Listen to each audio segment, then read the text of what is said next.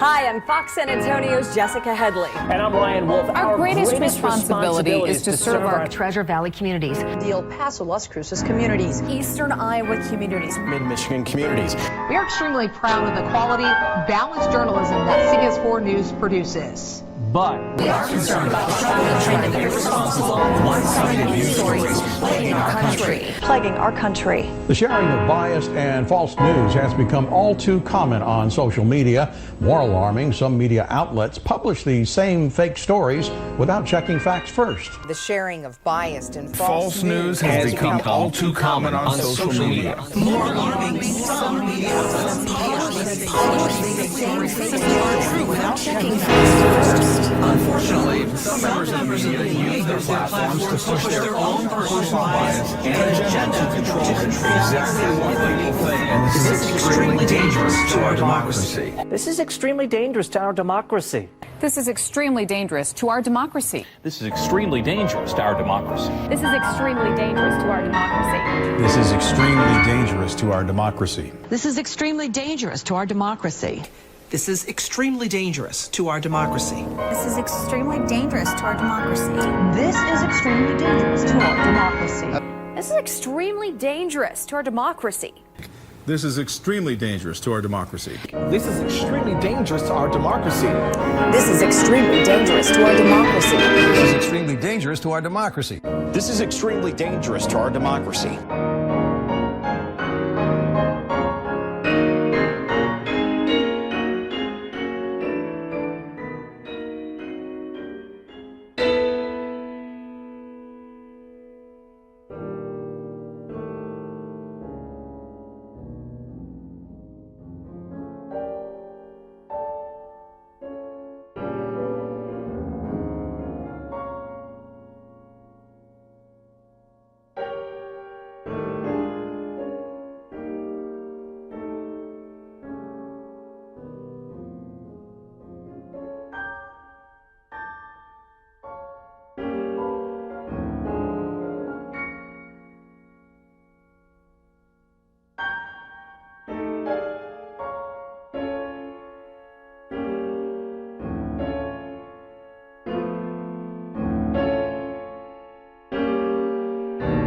It's not prohibited in American corporate journalism to spread false stories and conspiracy theorists. In fact, that's the only way that you can thrive in journalism. The people who have lied the most, who have spread the most conspiracy theories, are the ones who have been promoted and enriched most within corporate journalism.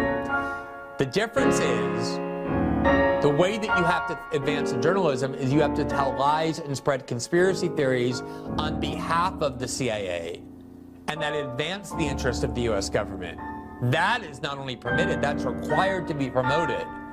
What you can't do, the thing that Hirsch did that got him expelled from journalism, is he spread what are called conspiracy theories that are against the narrative of the US security state, that undermine US foreign policy, and that's the only thing that's prohibited. That's what gets you kicked out of journalism. As long as the conspiracy theories you're affirming and the false stories you're publishing are aligned with what the CIA says and what the Pentagon says and what the entire rest of the corporate media says, you're fine. In fact, you're better than fine. You're going to have all kinds of rewards lavished upon you. Let's remember that the journalist who did the most to convince Americans of the vital lie that Saddam Hussein had an alliance with Al-Qaeda, and therefore led 70% of Americans to believe the lie that Saddam Hussein participated in the planning of the 9/11 attacks, was named Jeffrey Goldberg. He did that in 2 separate articles, one in 2002 and one in 2003 in the August Journal, The New Yorker, that even won journalism awards. He was put on NPR and every Sunday show to spread this lie. Here you see it, March 2002. The Great Terror was the name of this article from The New Yorker. In northern Iraq, there is new evidence of Saddam Hussein's genocidal war on the Kurds and of his possible ties to Al-Qaeda. And then here you have another story in early 2003, right as the U.S. was getting ready to invade Iraq, that was called The Unknown. The CIA and the Pentagon take another look at Al-Qaeda in Iraq. So Jeffrey Goldberg did more to spread the false conspiracy theory that led to the Iraq War. He also became ground zero for every Russiagate fraud.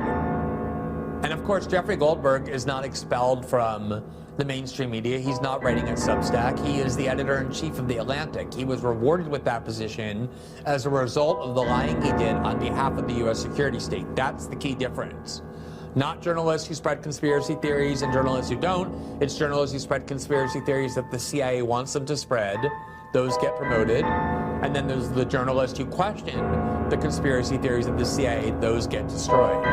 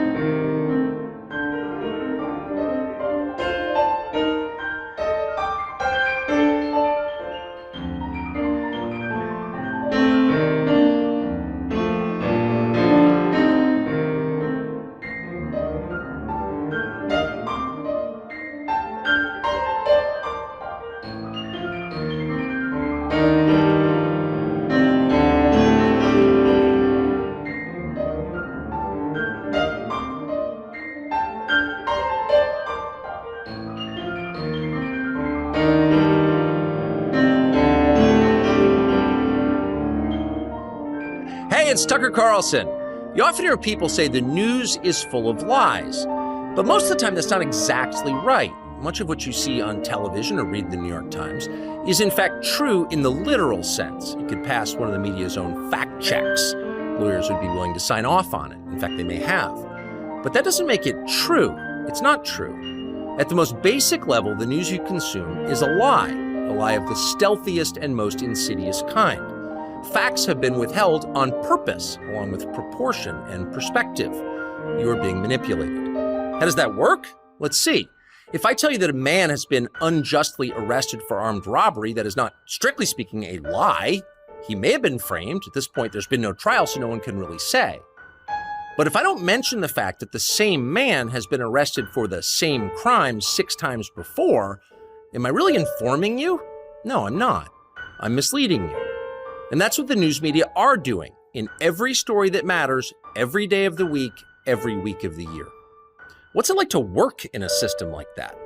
After more than 30 years in the middle of it, we could tell you stories. The best you can hope for in the news business at this point is the freedom to tell the fullest truth that you can. But there are always limits. And you know that if you bump up against those limits often enough, you will be fired for it. That's not a guess, it's guaranteed. Every person who works in English language media understands that. The rule of what you can't say defines everything. It's filthy, really, and it's utterly corrupting. You can't have a free society if people aren't allowed to say what they think is true. Speech is the fundamental prerequisite for democracy. That's why it's enshrined in the first of our constitutional amendments. Amazingly, as of tonight, there aren't many platforms left that allow free speech. The last big one remaining in the world, the only one, is Twitter, where we are now. Twitter has long served as the place where our national conversation incubates and develops. Twitter is not a partisan site. Everybody's allowed here, and we think that's a good thing. And yet, for the most part, the news that you see analyzed on Twitter comes from media organizations that are themselves thinly disguised propaganda outlets. You see it on cable news, you talk about it on Twitter. The result may feel like a debate, but actually the gatekeepers are still in charge. We think that's a bad system. We know exactly how it works, and we're sick of it. Starting soon, we'll be bringing a new version of the show we've been doing for the last 6.5 years to Twitter. We'll be bringing some other things too, which we'll tell you about. But for now, we're just grateful to be here. Free speech is the main right that you have. Without it, you have no others. See you soon.